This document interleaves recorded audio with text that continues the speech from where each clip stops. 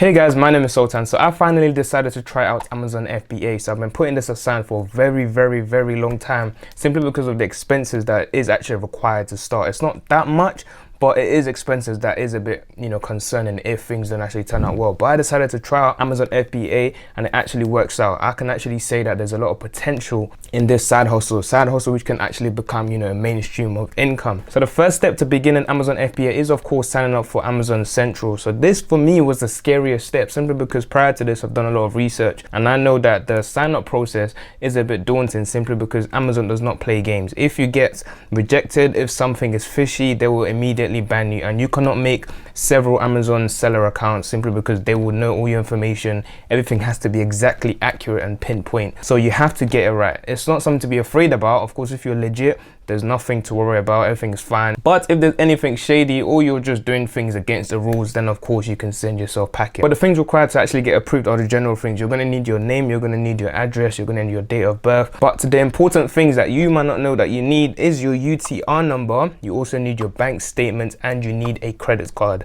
These are the three things you actually need down the line that they will actually ask for that you might not be aware about. So in my case, I actually had my UTR number to begin with. So the UTR number is just a number that you need to get from the government to prove that you are someone who works independently. So I knew about this and I got my UTR number to begin with. It does take some time to come. It might take about 2 weeks, but after getting my UTR number, I decided, cool, I'm going to apply. I have everything needed. But the UTR number still gave me a massive headache, to an extent that it actually made me lose so much profits. So I actually found a product to sell to start with, and if I sold this product correctly, everything went smoothly, then I would have had 150% return on my investments. Now this sounds massive. It was good. Everything seemed perfect. I did all the research. I found out, the pros, the cons, things that can go wrong. Everything seems okay, but eventually that tanked all the way to about 40%. So it's not bad. It's still profit, but I will get into, what happened later on in the video. So eventually I did complete the application process. Everything went smoothly. Amazon actually called me for an identity check and they actually FaceTimed me. I had a lady FaceTime me to see, my face, to actually show my ID card and everything to make sure I'm legit. So this was when I knew Amazon is not playing, because that's the first time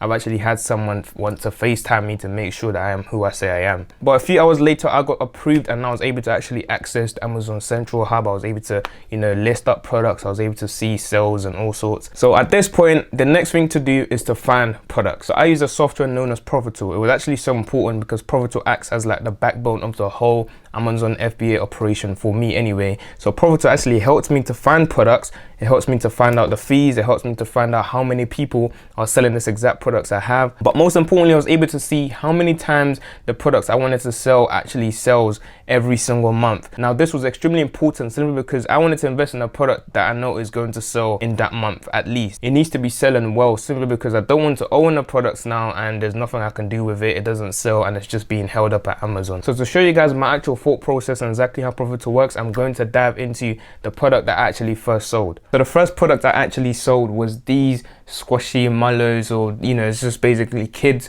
product, and this was amazing when I first found it. So immediately you can see the item, you can see the price that I actually bought it for. It was roughly, I think, £6.50 and it sells right now for £14.76. So initially this was actually selling for £25. Now at that point my return on investment would have been 181%. There wasn't this much FBA sellers either, so this would have meant that on every sale I would have got £11, and I bought a total of 20 units. I was already thinking this is going to be the one, this is going to be the winning products to sell, but obviously of course that wasn't the case. But to quickly go through what Profital does, we can see right here, you can scan the product. We can also see the ASIN, which also applies to Amazon. This ASIN is also found on Amazon. We can see the amount of sales that I'm estimated to get every single month. So right here, this is still good. It's actually not a bad product to start with. Now I'm not recommending that anyone uses this product if you are actually going to try out Amazon FBA, but it's not a bad product to start with. Right now it actually sells for £14. So let's go back to the original price and we can see that the return on investment is actually 42%. So that's about £2.75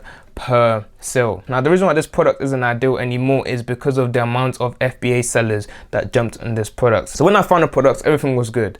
But what actually happened was when I got my UTR letter, I decided to rip the letter because I don't like holding papers. I believe everything should be digital. So I decided to save my UTR number.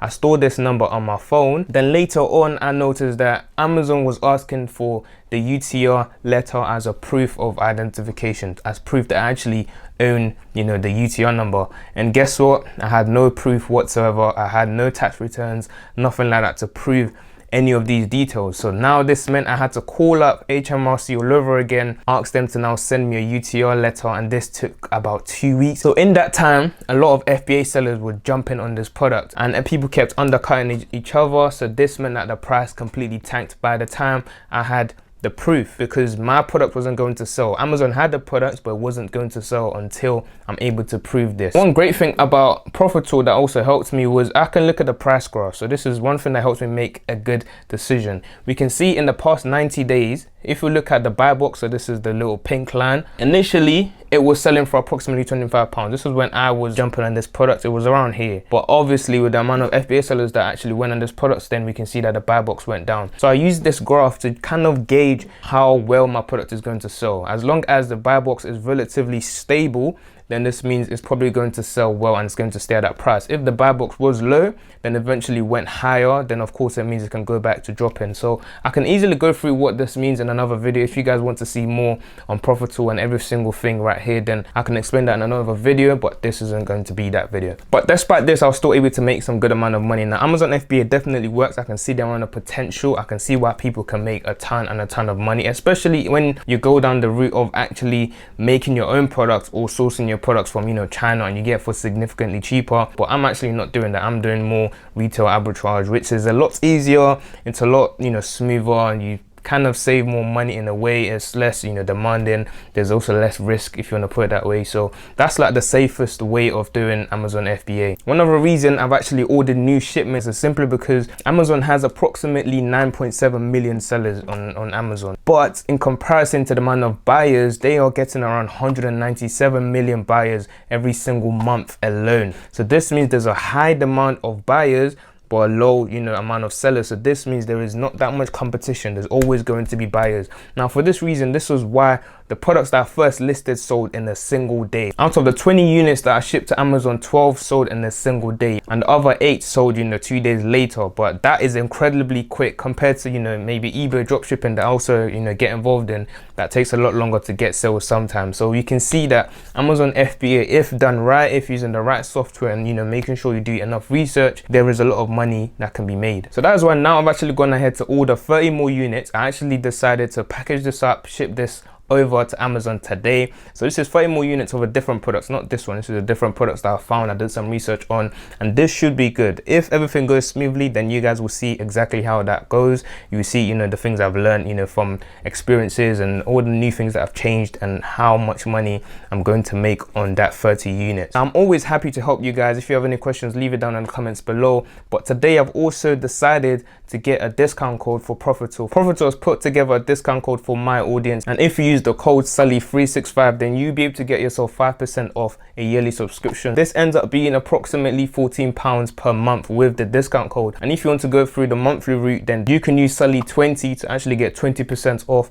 every single month. So this would mean you would be paying approximately £24 every single month. So I definitely recommend the yearly subscription. It makes a lot more sense. You're saving about £10, so it just makes sense to stick with it. And one sale will definitely pay that back. You'll be able to pay that off easily every single month. If you are going to try out Amazon FBA, or if you have actually tried out Amazon FBA, then leave a comment down below and let me know how much money you made or how much money you're currently making. If you enjoyed the video, then you're probably going to enjoy this video where I share my experience of eBay dropshipping after 3 months. Now this was also amazing. This is another side hustle that I'm getting involved in to make a lot more money. Now thank you guys for watching, and I'll see you guys in the next one.